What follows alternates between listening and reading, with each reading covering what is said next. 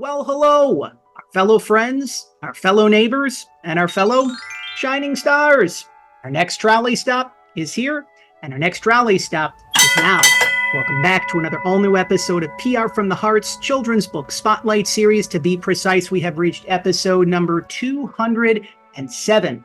That is the 207th trolley stop here at the Children's Book Spotlight Series, here at PR from the Heart. My name is John Masiulionis, the manager of PR from the Heart and the co-host of the Children's Book Spotlight Series, joined as always each and every week by my faithful friend and furry companion, little Forrest. We're still taking the time to reconnect with one another after our recent travels on the East Coast to Buffalo and to Pittsburgh.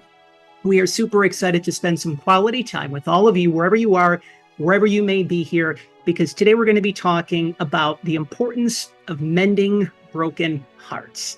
That can be a very deep dive, and you know us here at the Children's Book Spotlight Series, we love deep dives. When you take the time to grieve the loss, it can be the loss of another human being in your life, it could be the loss of a job, it could be the loss of a home, it could be the loss of your former self as you're stepping into your newer, more empowered self. It's important, first off, to be mindful and respectful of your emotions and your feelings along the way. But at the same point in time, it's also important to remember that you are not broke. You don't need fixing. In fact, I believe it was our favorite neighbor, Mr. Rogers, who's reminded us through the years, even from the other side, he's reminded us of our inherent worth and our inherent value, that we're loved and we're special just the way that we are. And oftentimes, we just need to take the time to mend, to give ourselves the space, the time, and the bandwidth to heal. But thanks to a new children's book and one of our new favorite neighbors, we are reminded of that once again, and then some, knowing the fact that beautiful things can come through loss and grief, because that's what life is all about. We're always stepping into new adventures along the way. We encourage all of you, our listeners and viewers, our friends and neighbors, and of course, our fellow shining stars, to head on over to Amazon.com if that is your favorite preferred online vehicle of your choosing, or you can head on over to your favorite local or independent children's bookstores, your favorite independent bookstores, or your favorite big box stores if that's your favorite store of your choosing. And you can head on over to purchase your copy of Small Things Mended. It is now available, courtesy of our friends and neighbors at Rocky Pond Books and Penguin Young Readers. We are super excited because, of course, first things first, one of the many ways that you can pledge your support for Casey W. Robinson is to be able to leave a 5-star review for Small Things Mended. That's one of the ways you can pledge your support to let her know that she's doing wonderful and much needed work for children, parents, families, educators, and for those who love great children's books. The trolley travels cross country from San Diego all the way to just right outside of the beautiful city of Boston, Massachusetts. Joining us as our featured guest here on episode number 207 of the Children's Book Spotlight Series, the author and creator of Small Things Mended, children's author Casey W. Robinson. Casey, we appreciate the free time and joining us here on the program today, spending some time with little Forrest and I. How are things with you today? Thank you so much, John. I'm doing well. It's spring on the East Coast, so sunny, and the lawn is a hopeful shade of green, so it's a good day. I always like to say, it's interesting that you mentioned that. I always like to say that I'm sending San Diego's sunshine everyone's way, because depending upon what time of the year that we connect with one another, it can be a little bit darker and drearier during different times of the year. But in San Diego, it's mostly sunny and blue skies. We, of course, also encourage you, if you are new to the program, one of the many ways that you can pledge your support, or even if you've been with us along the way, one of the many ways that you can pledge your support for us here at PR from the Heart, for us here at the Children's Book Spotlight Series, and for this specific trolley stop for Casey, is to subscribe to PR from the Heart's official YouTube channel and to share this very special trolley stop that you are now enjoying. That is episode number 207 of the Children's Book Spotlight Series. To share it on your favorite social media platforms of your choosing. Join the more than 12,000 members of the PR from the Heart family on YouTube alone, who are proud subscribers to our official YouTube channel. And of course, if you know someone who is grieving some sort of loss, we encourage you to especially share this episode if you feel inclined and guided to do so. We always love to start things off, Casey. And first off, again, congratulations on your launch. Each children's book has a soul signature. And when I first saw your book, I'm like, bingo. The world needs this, especially as of right now, especially coming out of the pandemic. But before we talk about your book, we're going to put a pin in that momentarily. Every person that we connect with here on the Children's Book Spotlight series has an origin story. It all began at some particular point in time for someone, and for most authors, it can be their own individual experience, and it can come about as the result of maybe the loss of a loved one, or maybe a challenging illness or sickness or disease, or just notably at a very young age, I want to be a children's author. For those who are learning about your work for the first point in time today here on the program, and for episode number 207 of the Children's Book Spotlight series, could you share with us where it really all began for you when you knew that your mission, your purpose, I believe it was the late Dr. Wayne Dyer referred to it as Dharma, when you knew that your purpose and your mission and your Dharma was for children and to become a children's author?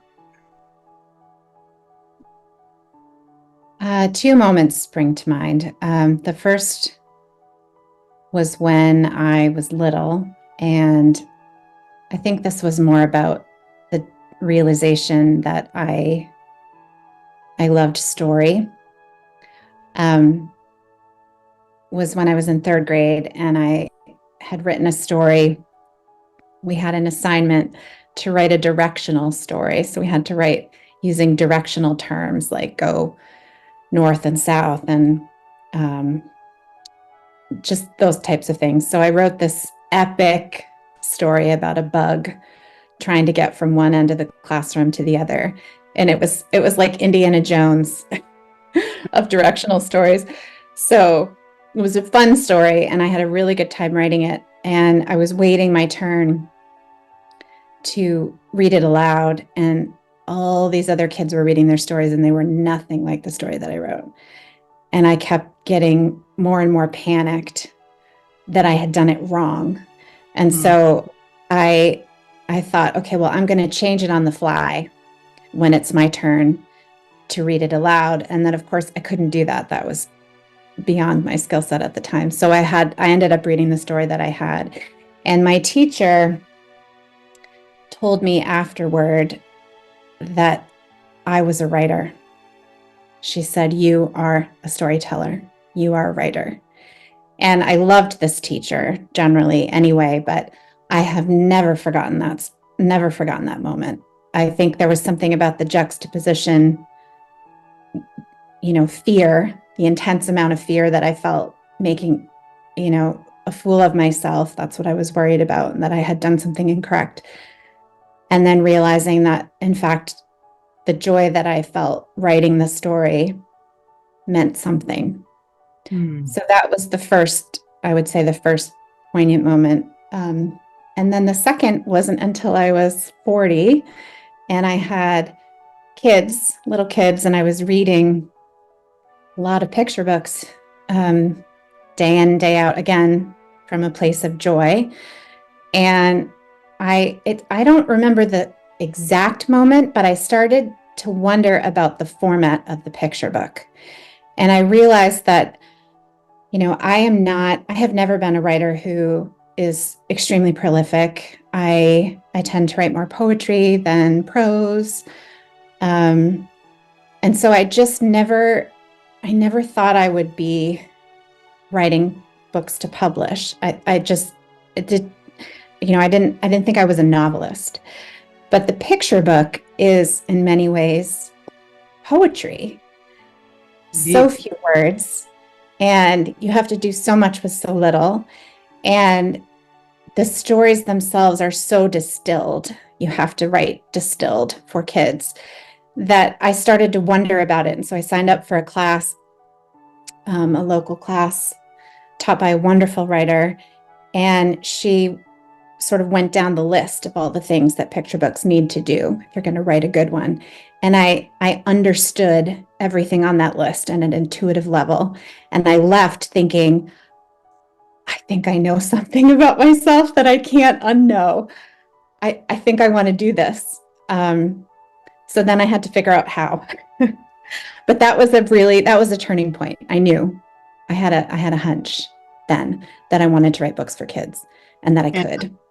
I really appreciate you sharing all that, because you obviously had a knowing, and thanks to a wonderful teacher, and we'll circle back and put a pin in that, because there's a specific way in which you can thank her towards the end of the episode, her or him.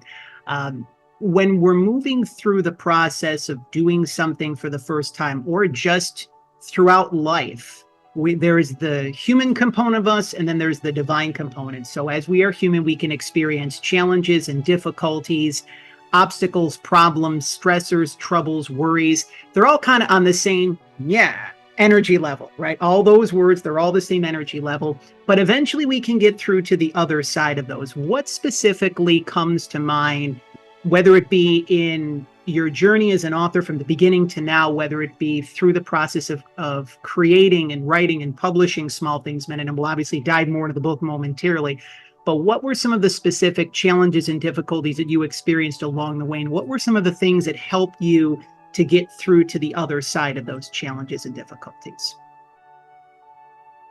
Well, as with learning anything new, there's a challenge of sort of the ramp up period. So I knew that I loved reading picture books, but I didn't know the first thing about how they worked. So the first thing I did, which was hugely helpful, and lots of people recommend doing this if you're interested in getting started doing this work, is I took every book I could out of the library over and over and over. And I started to pay attention to the kinds of books that I really loved.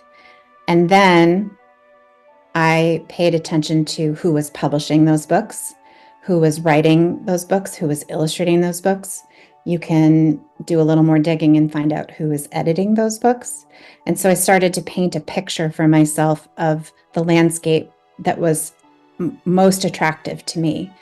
And then I started studying the books on a word level. So picture books there's such alchemy between the illustrations and the words that it was hard for me to extract the words, as I am an author, from the book itself. So I would retype the story in a Word document.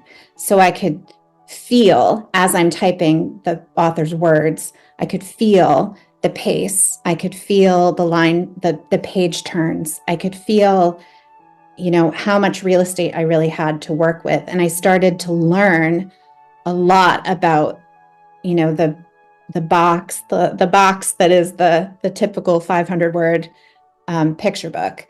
So there were a lot of those kinds of hands-on things that I did initially to learn the craft itself. I wrote a lot of really bad stories. I showed them to people and asked them for feedback, professionals as well as peer group. I think that part of the process is really important. You have to be comfortable asking for feedback. Nobody does this alone. You have to be comfortable being in a constant state of learning. And, it's also very thrilling to do that and to start to put pieces together. So I would say from a technical craft perspective, those are the things I did early on that really helped me figure out where I was standing. I think there's a second component to good writing, which is heart. And there really isn't a technical list of tools that can allow you to access your own heart. So I think at some point I had to go there. I had to decide that I was going to write from a place of deep truth. And, to some extent that sounds dramatic when you're thinking about writing books for kids. Lots of books for kids are fun and some of them rhyme, but I think that the best ones tell the truth, and you can do that in a lot of different ways. So you can tell the truth and create characters who feel real things, and kids respond to that. I think you can tell the truth about complicated kinds of emotion, And kids may not be able to put words around that, but they can certainly understand it on an intuitive level, especially in the safety of a picture book, which requires usually an adult and a safe lap or a safe classroom mat. You have this opportunity to really speak about, the world, honestly. So I think that's the very necessary and somewhat trickier second part of learning to do this work, is that kind of, I always like to say, I will often start with a feeling, and that's what I did with this book, rather than like a character or a setting even, or an idea of a plot. So most of the time, I feel like I write from the inside out.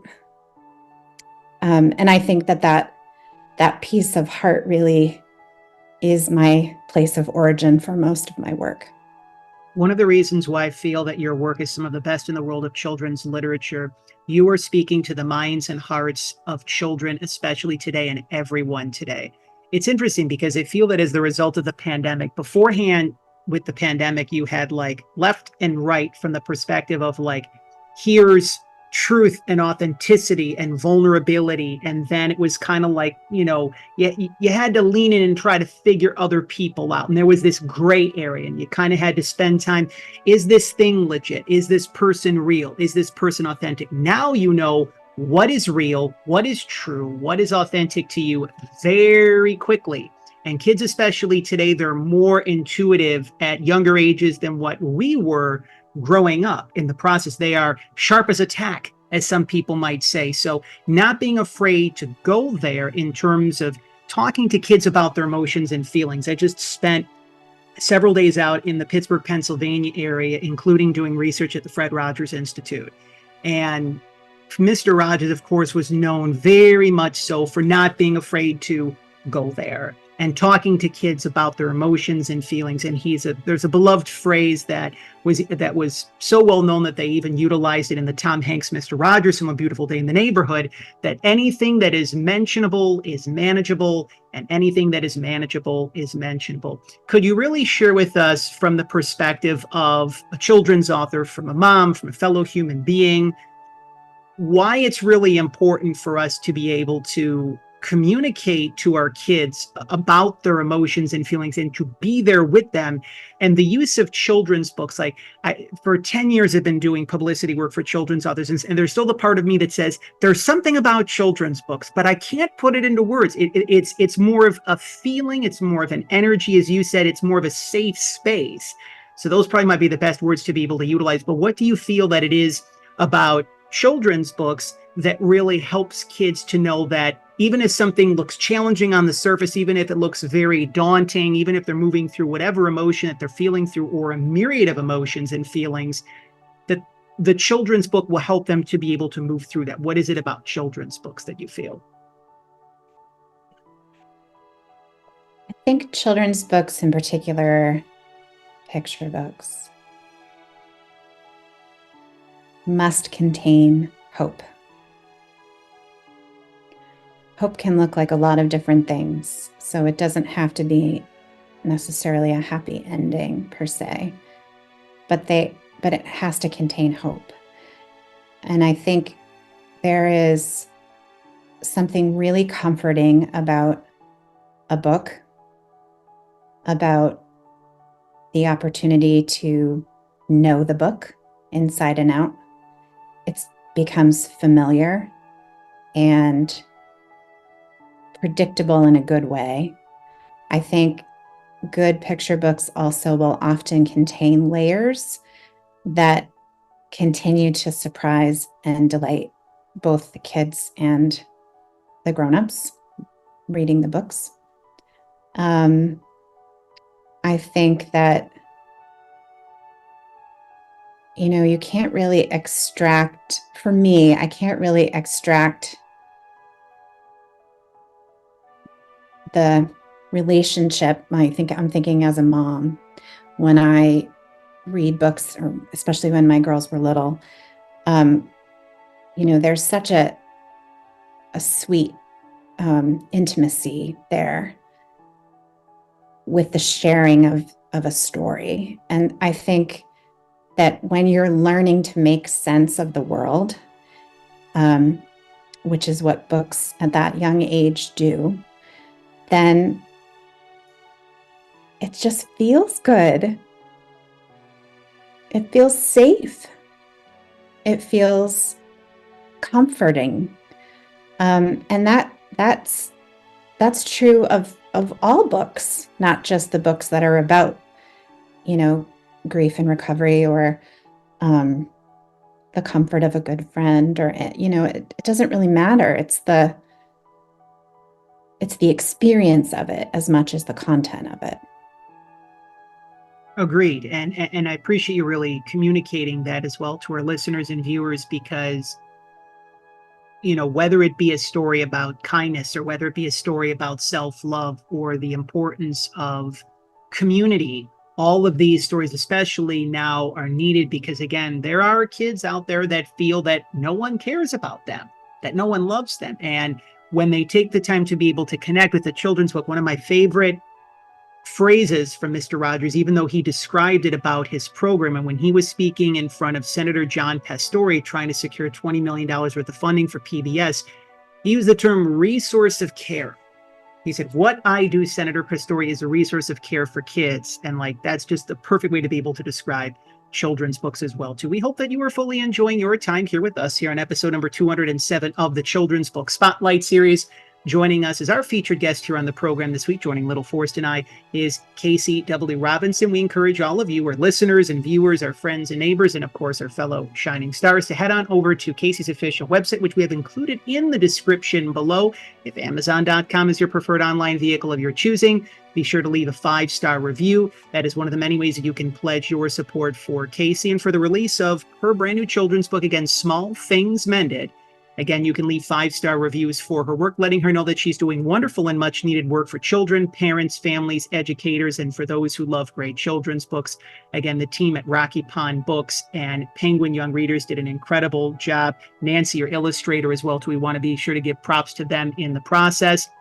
For all educators across the country, if you want to facilitate your very own virtual or in-person author school visit for Casey as part of the 2024-2025 school year. It's hard to believe. Yes, I know. We still are in the spring, and then there's the summer, but great authors plan ahead, right? And of course, great teachers and educators plan ahead. So if you want to facilitate your very own virtual or in-person author school visit with your students, with Casey as part of the 2024-2025 school year, be sure to connect with her via her official website, which we have included in the description below. The origin story of Small Things Mended. So you've obviously shared your origin story and this sweet children's book. And again, when I first saw your book, there's stories that really come to mind, especially about grief and loss, because I actually lost my grandmother back in the summer of 2013. And, even though I feel that I'm much, much, much further along and much stronger than where I was, grief doesn't take a vacation. And it's interesting because I spent some time with some dear friends in Buffalo, and that's where I spent my entire life up until the fall of 2020 before I moved out here to San Diego. So anytime that I head on back over to Buffalo, it's like, oh, I'm heading to Buffalo again soon. It can kind of be like whoosh, like envision the tidal wave emoji, like whoosh, so to speak. So your book came in perfect and divine timing, and I'm sure it's coming in perfect and divine timing for many people who are tuning in to this trolley stop. Could you share with us, you've shared your origin story, could you share with us the origin story of Small Things Mended? Because it takes a really special soul, a brave soul, to be able to have this kind of book, to write about death and grief and loss, or connecting with your emotions and feelings. And especially in my interpretation of the story is that even though, it may look like, again, that we're broke or that we need fixing, all we need is just a little bit of time and care and space to be able to mend. So could you share with us the origin story of Small Things Mended before we crack the cover and dive into the pages of your story together? I wrote the first draft of Small Things Mended in March of 2020. So it was very early in the pandemic, and we were all trapped in our homes. And I was wishing very much that I could gather friends and neighbors and family who lived out of state for a meal. And I knew that my kids were feeling the same way. And there was so much uncertainty, so much uncertainty. I was worried about so many things, and I don't know if I manifested the story idea from that place of needing it, probably. But I had a somewhat emotional conversation with a dear friend of mine, a writer friend of mine, and I was worried in that conversation about my ability to be creative because I felt very far from my ability to be creative. And so, adding that to the endless list of worries we were all worried about. And she assured me that the muse would wait, that I was already a writer and that the muse would wait. And there was something the combination of being vulnerable myself and telling her how I felt, and then her very steadfast assurance that it would be okay. I think I needed to create a version of that story. So when we got off the phone, I had this, I shared earlier that I often will start with a feeling. I had a feeling of Cecil, the main character, and I didn't know anything about him, but I had this feeling that he was very dear. And I had a title at the time. It was All Things Mended. And I had this sense of him fixing antiques. And so I sat down on my couch with my laptop and I typed All Things Mended by Casey W. Robinson. And then I started writing it, and I wrote 2/3 of the draft, went to bed, got up, and I finished the rest of it in the morning. And I didn't know anything about the story at all ahead of time. I just wrote it. So, I definitely believe in that state of flow concept that lots of creative people talk about. I think I was in a state of flow. And I think I just wrote the story I felt like I needed and my kids needed. And it's very interesting because this also goes back to Dr. Wayne Dyer, well-known, beloved spiritual teacher, New York Times best-selling author. And when he would write the stories, his books, he felt that there was a force that moved through him, and that he was just the facilitator, so to speak, right? And knowing the fact that, again, here we are at one of the most vulnerable times in definitely recent history, maybe even all of history, at the very beginning of the pandemic, where we didn't know up from down, left from right. We didn't know what was next. And the timing of when the story was created. And it's interesting because at that particular point in time, we were moving through grief and loss in many respects, because there were loved ones that we were losing. There was just the grief and loss of what was before, right? There was the appreciation that we were starting to have of things we took a lot for granted during the pandemic. So, especially like kids, they were able to, be with their friends and be in the classroom and spend time with their teachers and go outside. They weren't really able to do much of any of that. Well, they could still go outside, but in a sequestered fashion, I guess, so to speak. But knowing the fact that there was also good that came through the pandemic with the creation of Small Things Mended, one of the favorite times in a children's book spotlight series episode. And we never like to give away the whole kit and caboodle. I always like to say that's like a vaudevillian term here. I'm an old soul, what can I say? But we never like to give away the whole kit and caboodle on the children's book spotlight series. So as we crack the cover and as we dive into the pages of Small Things Mended, you obviously mention Cecil, and he has a broken heart. He's moving through his own healing journey, so to speak. And then, of course, leave it to kids, because they are the ultimate facilitators of healing just by being themselves. And he realizes, number one, that he's not alone. And number two, that he has a purpose, especially if you lose a loved one, especially if it's a partner, if it's a husband, if it's a wife, if it's a fiance, a boyfriend, girlfriend, you feel that all is lost and like, what am I here for? So I don't feel I've given away the whole kit and caboodle. Would you like to be able to share a little bit more about what not only children will be able to learn about and enjoy through the story, but also what adults who are reading the story? Because I tend to feel that children's books are actually meant for kids, but in many respects that they're meant for us as big kids, as adults, because we really still have the inner child within us. So could you share this a little bit more about what children of all ages will be able to enjoy when reading Small Things Mended? I think ultimately at its heart, Small Things Mended is a story about the power of kindness and connection, how important it is to feel a sense of connection to others, and how able we are to facilitate that connection. And I think kids are really good at doing this. They're really good at being kind, and they're really good at noticing when someone is in need of kindness. And so the main character is an older gentleman, but the rest of the characters are kids, and they each participate in that process, I would say.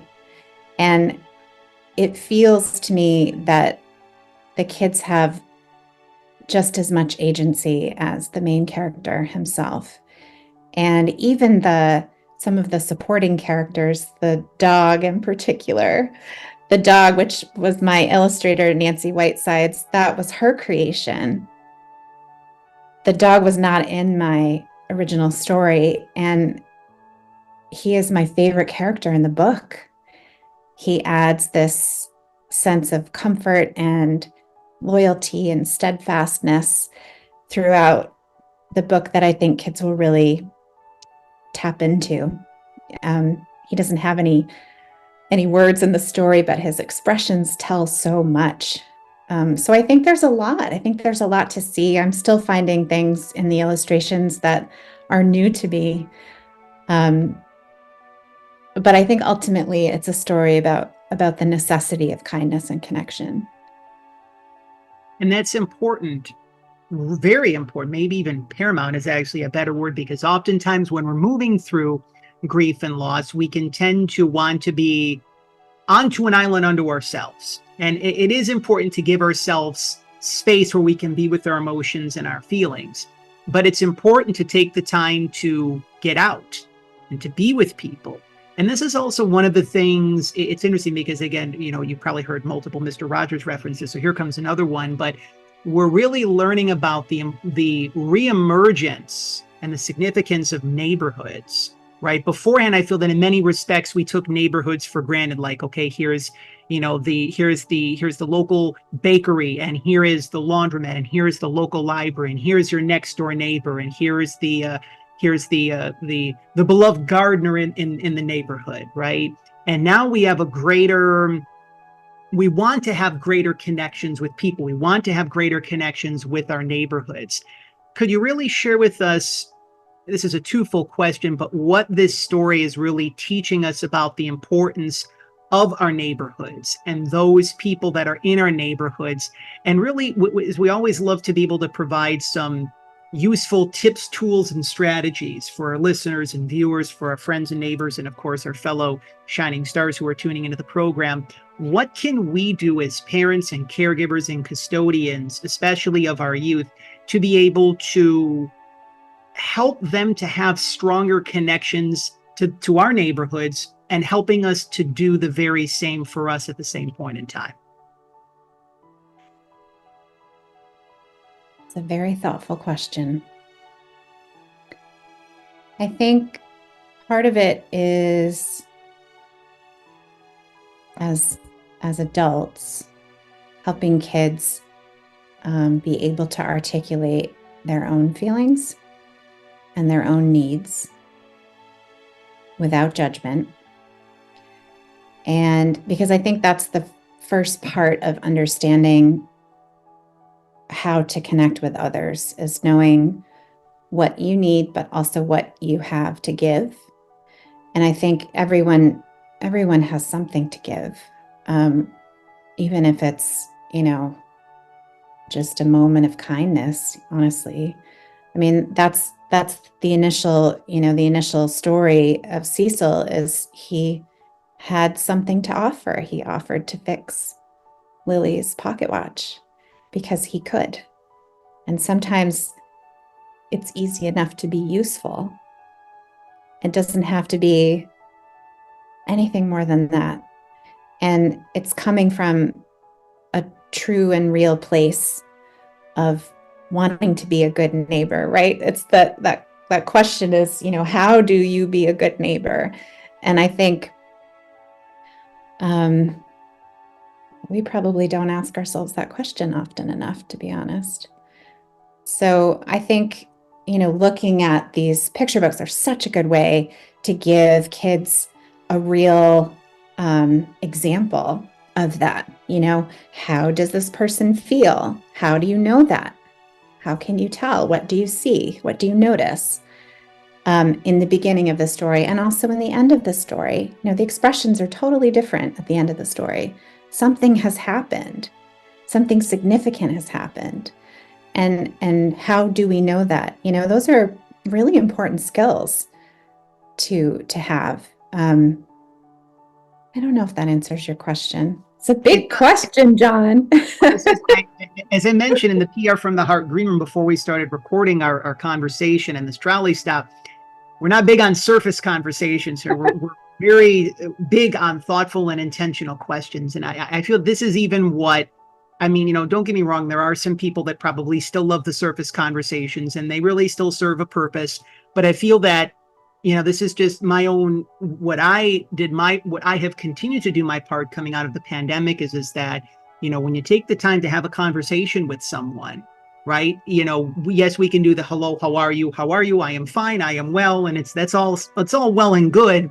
But what can we do to help each person that we come into contact with feel more uplifted, feel more connected to themselves, to their passion, to their purpose, if anything, just to be able to make them feel hope and the fact that there are better things that are on the horizon, especially for those who are grieving. And on the thread of grieving, I love the subtle use of the little stuffed elephant that you use in the story, because it's really almost a mirror for Cecil, where he realizes, oh, okay, so not only does this elephant's heart need mending, but mine does too as well. So that's a very little subtle way of communicating with kids about how we're all mirrors of one another, and the importance of being kind to, when you're being kind to other people, you have a greater capacity to be kinder to yourselves, and vice versa. We hope that you are enjoying episode number 207 of the Children's Book Spotlight series as we are beginning to wind down our conversation with children's author Casey W. Robinson. We encourage all of you, our listeners and viewers, our friends and neighbors, and of course, our fellow shining stars, to head on over to Casey's official website, which we have included in the description below. We also encourage all of you, if you would like to purchase your copy of Small Things Mended, truly one of the best books that have come out thus far in 2024, to head on over to Amazon.com if that's your favorite online vehicle of your choosing. You can leave a 5-star review for Small Things Mended to let not only Casey, but her illustrator Nancy Whitesides and the team at Rocky Pond Books and Penguin Young Readers, to let them know that they're doing wonderful and much needed work for children, parents, families, educators, and for those who love great children's books. And of course, you can also support your favorite local libraries, your favorite children's and independent bookstores. And as our dear friend and colleague David Newell, my fellow co-host on the PR from the Heart Neighborly Reviews bookcast, like to say, and of course you remember him and you love him as the beloved Mr. McFeely on Mr. Rogers' Neighborhood. Children's bookstores, independent bookstores, and local libraries, they are truly the pillars of our community. If you do not see that they stock their copies of Small Things Mended, give that little kind recommendation. Let them know that you heard about Small Things Mended on the Children's Book Spotlight Series, episode number 207, that we like to call Trolley Stop number 207. And of course, for all educators out there, teachers, principals, librarians, superintendents, if you would like to be able to facilitate your own virtual or in-person author school visit with Casey as part of the upcoming 2024-2025 school year, you can connect with her via her official website, which we have included in the description below as well too. One of the things that I love about creation and about life is that in many respects, life is a teacher, and every experience, everything that we move through always helps us to learn something new.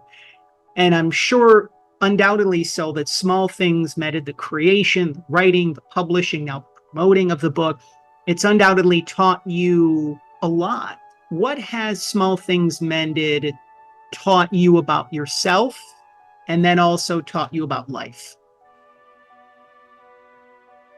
Another tiny question, John. I think one thing that Small Things Mended has taught me about myself is that I have a giant community of people around me who believe in me and are supporting my passion for doing this work. I think, it had been a number of years between my first and second books. And so in that time, it's kind of like the changing of the seasons. The backdrop changes, and then you notice new things when that happens about yourself. So I have been, throwing myself into this ecosystem for a lot of years, and now I have this lovely book that I love so much come out, and I didn't realize how many people were here for it. It's like the most overwhelming expression of love. It feels like an expression of love. And I think children's literature community in general is an ecosystem of reciprocity. Everybody wins when more books get into more hands. And so it doesn't feel, it just feels like we're all really rooting for each other. So that's probably the most profound and moving part for me of this experience of launching this book. What was the second question? What have I learned about? What has this book taught you, not only about yourself, but has it taught you about life? I think that when you are aligned with your purpose, good things can happen. I think it's hard to do, and it's hard to do over and over, to continue. But I think deep down, that's kind of what we all want in our lives. And I don't just mean professionally, I mean in all the ways that we want to be aligned with our values and with love. And if you can do that, one time, and you can keep doing it, that it's not just good for yourself. I think it does something for other people too. So I think about, I love doing this work. I feel like it's what I'm supposed to be doing in a lot of ways. And I want to try really hard to continue to do it to the best of my ability, which means I am a constant student of how to do it better and better. But my kids get to see me doing that. They get to see me decide on something. They get to see me try really hard over and over, and all along the way have all the feelings in the midst of all of that, right? It's not easy, and it's not all rewarding. It's tricky and hard, and you have to have moments of real self-doubt in order to get further down the road. And so I have been really open about sharing that with my 3 daughters. And that comes back in our conversations. It comes back in what I see them doing to evaluate their own choices and how they talk about what they want to do. And I don't know, it's just, it has legs, it wasn't the point of the, none of it was intentional that way. But I think the more you can share your true experience and the more you can prioritize being aligned with who you are and your value system, I don't know, it feels really important. So I don't know that I've learned that about life, but I want to continue trying to do that. Well, you're very much doing that as well, too. And I think showing when you mentioned the phrase being a constant student of life, and the fact that, it's very easy when you release something amazing out into the world. You can be all hoi polloi and saying, I know everything, da, da, da, da, da, da. And it's just like, it's important to remain humble, to remain grateful, to remain appreciative. Because when you take the time, again, another thing that Dr. Wayne Dyer had mentioned is, and I think this might have been through his research of the Tao Te Ching, which is an old sacred script that's been around for a long period of time. He says, lay low, like remain low, close to the water, right? Because that helps you to be able to flow that much better versus, trying to be all up in your head and be in your ego and trying to figure things out in the process.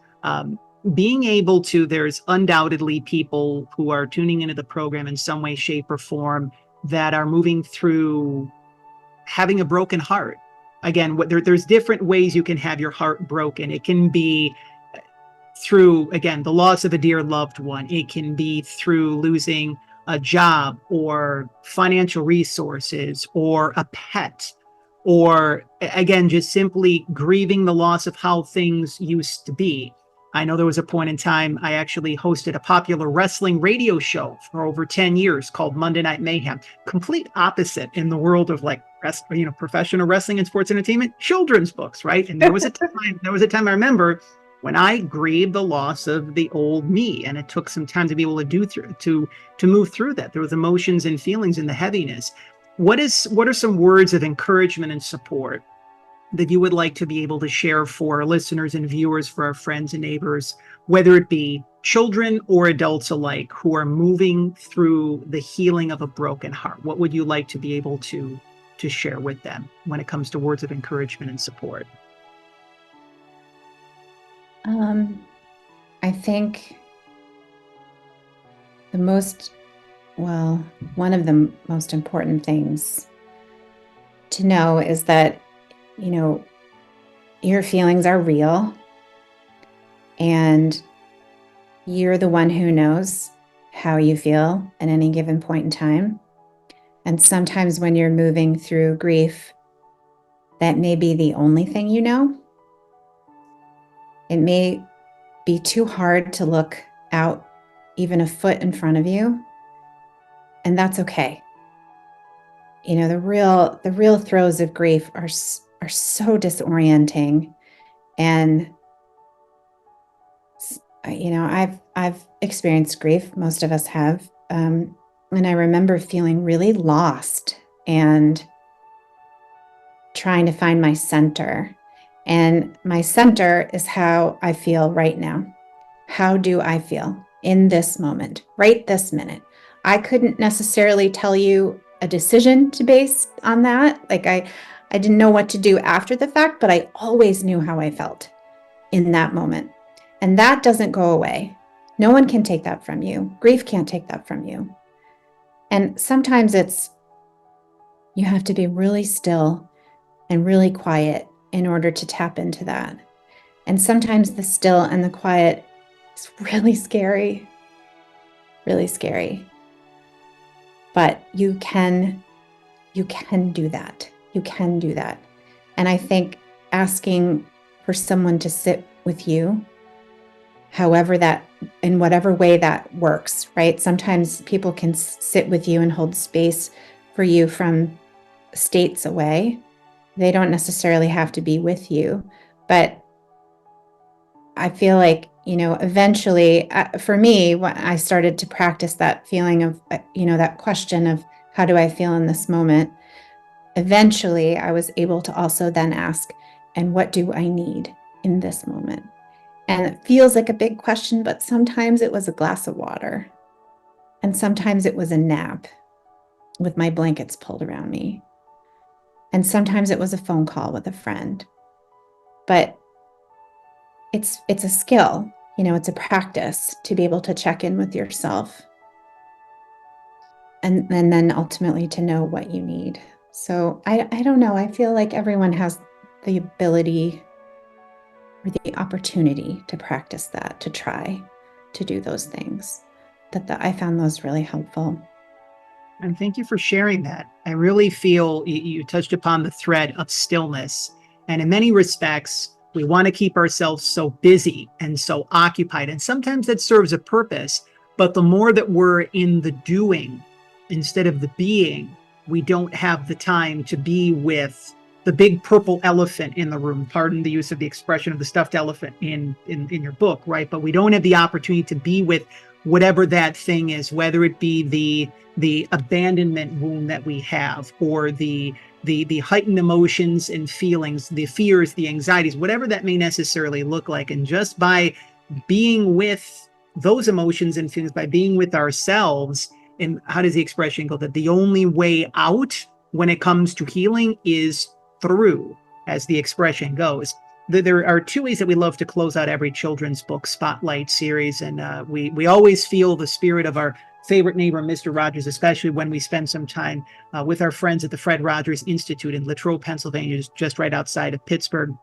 And of course, because our dear friend and colleague David Newell joins us each and every month on the sister program of the Children's Book Spotlight series, the Neighborly Reviews Bookcast, where we share and review some of the top children's books that are available on the market from both published and self-published children's authors. In many respects, Mr. Rogers reminded us of our inherent worth and value. But at the same point in time, he always encouraged us in many ways, and he always kept the time. And he expressed this in different ways, shapes, and forms, whether it be through his time on the neighborhood, when he spoke at various colleges and universities across the country, most notably when he received his Lifetime Achievement Award shortly before his Lifetime Achievement Award at the Daytime Emmy, shortly before he passed from stomach cancer. And he always kept the time, Casey, whether it be 15 seconds, 30 seconds, or a full minute. He encouraged us to remember those who helped love us into being. And that way was his way of saying, remember those people along your path who helped in the mending process of yourself, who help you to remember that even though you may feel broken, that you're not, that you're perfect, that you're whole, that you're healthy, that you're complete just the way that you are. So we take the pin back to that educator that you had mentioned that inspired you as well too. And anyone else you feel guided to share as well. Who are some of the people that have helped love you, Casey W. Robinson, into being? Well, to take it full circle, I would mention my third grade teacher, Mrs. Hammond, definitely on that list. My family, my parents, I have 3 siblings, and quite a bit of extended family, aunts and uncles, and my grandparents on both sides. And, my family was a big part of my childhood. So definitely all of them, my kids, very much. And, my writing community, absolutely. I have some incredible friends, incredible relationships, like heart relationships with people who are doing this work. And I have, also the book itself is dedicated to a group of friends who are longtime friends of mine. All of our kids have grown up together. We decided very early on, probably before we knew really what we were doing, to prioritize seeing each other once a month and celebrating all the milestones in our lives. And we have continued to do that for many, many, many years, decades. So they are high on the list of people who have, what did you say? Your phrase was lovely. Loved me into being. You into being. And I believe that Fred also shared on that same note that whether those individuals are near or far, whether they are still walking this earthly plane or watching down from heaven, that they know and they're proud of the indelible impact. They're smiling down, shining down, knowing the indelible impact that you are making and that you have made on the lives of many children, parents, families, educators, those who love great children's books, which transitions into the final way that we always close out every children's book spotlight series episode. We are huge Disney buffs, in addition to lovers of Mr. Rogers' Neighborhood here on the program. And there's something about that Disney magic which reminds us that we have the ability to bring to form and shape our dreams, our desires, our goals, our ambitions. We have the ability to fulfill our wishes and help those who are in our lives, whether it be family, friends, loved ones, those who were called and that we're blessed to be of service to. We can help others to fulfill their wishes as well. So we go back to the year 1992. It was a great year. I believe I was 11, if I'm not mistaken. Not dating myself in any way, shape, or form. Youthful spirit and old soul here at the same point in time. But we remember the late Robin Williams. We remember Disney's beloved animated classic, Aladdin. And we have a little segment that we like to call Three Wishes. So everywhere we go, we travel with this genie lamp. And again, you have given freely from your heart, Casey, to children, parents, families, educators, as we like to say, those who love great children's books, for some time, not only through your work as a children's author, but you also have your own bookstore, which is super cool as well, too. So you are being given three wishes. Now, they can be for yourself, they can be for your family, they can be for the children of the world. I think we are reminded of the two automatic disqualifiers. You can't ask for more wishes and you can't make someone fall in love with you. Anything else is fair game. So what would your three wishes be, Casey? I would wish that there could be the right book for every kid. It does not have to be written by me, but I would definitely wish for that. This is like a debilitating question. Your only wishes, remember. These are supposed to be like really happy, joyful, cheerful things. Joyful, happy, cheerful wishes. I don't know. As much as I said all the things we talked about this hour about needing to feel all the emotions and the hard things in order to be whole and be able to tell the truth and story, I wish I could do a little bit more protecting of kids' hearts. I would say globally.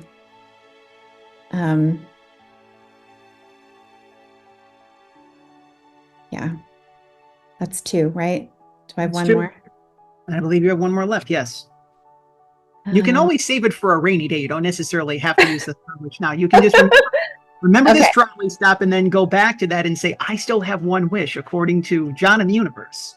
Okay, John and the universe, I would like to save my third wish. Okay, there's absolutely nothing wrong with it. You put that in the glove compartment, or you just put a, as we like to say, and we circle back on that in the process.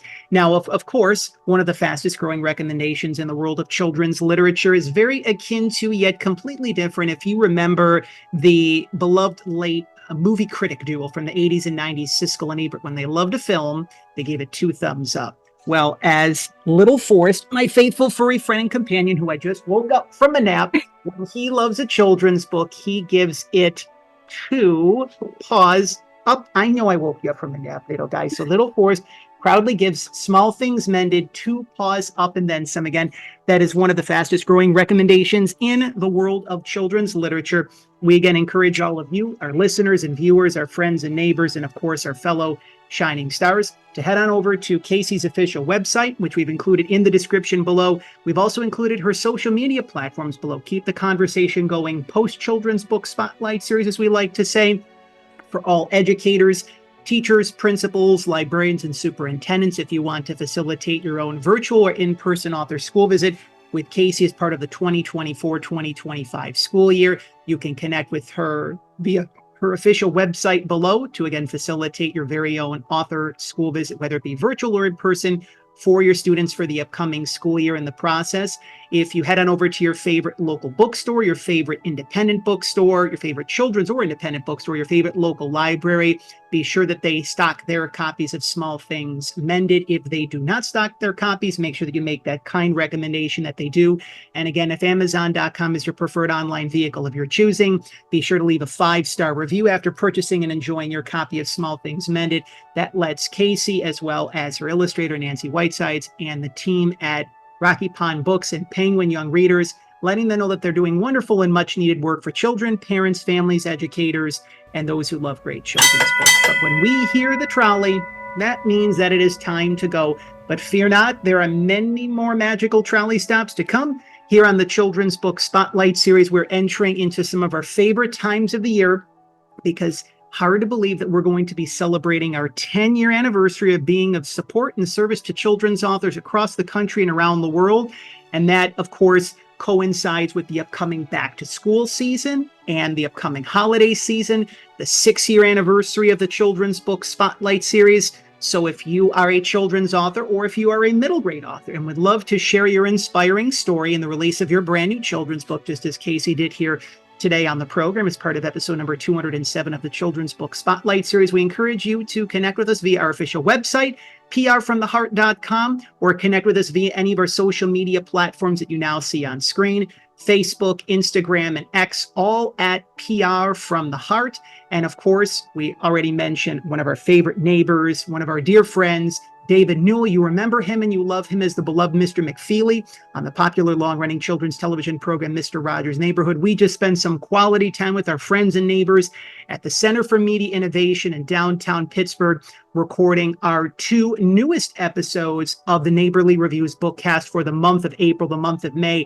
If you are a children's author and would love David and I to deliver a heartfelt review of your brand new children's book and a forthcoming edition of our sister program here on the Children's Book Spotlight series, that is the Neighborly Reviews bookcast, you can head on over again to our official website, prfromtheheart.com.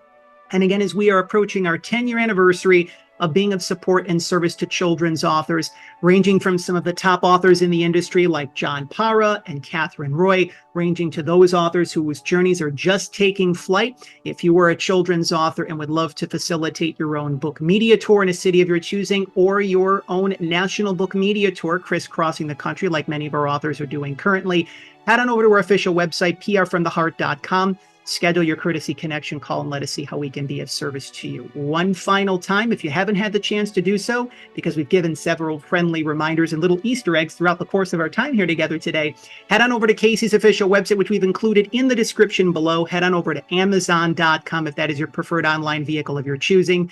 Be sure to leave a 5-star review for Small Things Mended. Again, that's just one of the many ways that you can pledge your support for Casey to let her know that she's doing wonderful and much needed work for children, parents, families, educators, and those who love great children's books.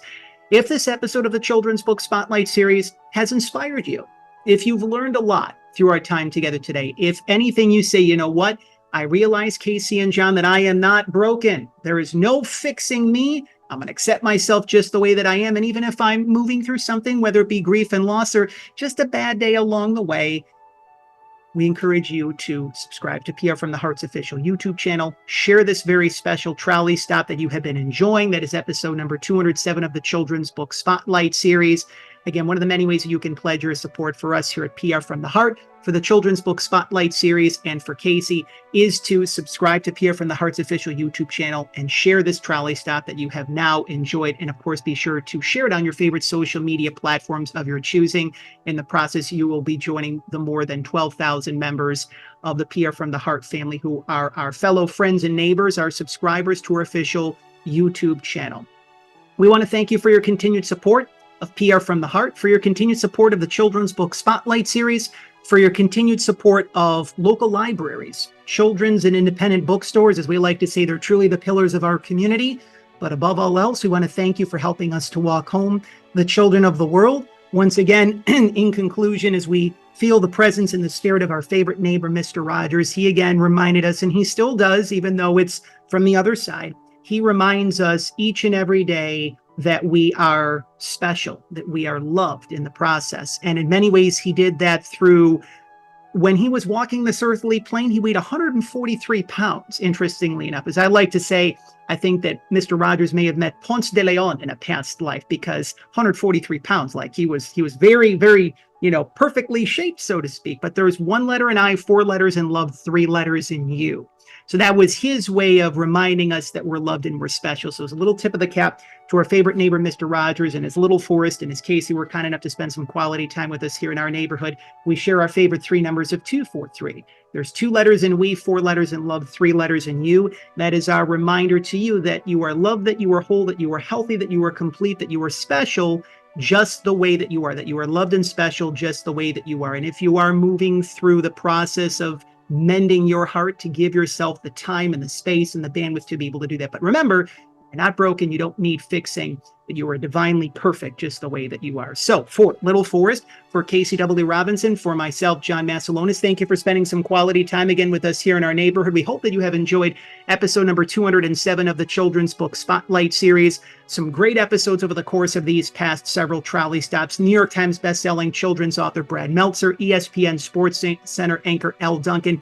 If you've missed any of our programs, going back to the origin of the show, again, stay connected to our official website, prfromtheheart.com, and our official YouTube channel at PR From the Heart. So again, thank you for helping us to walk home the children of the world, our fellow friends, our fellow neighbors, and our fellow shining stars. Goodbye for now.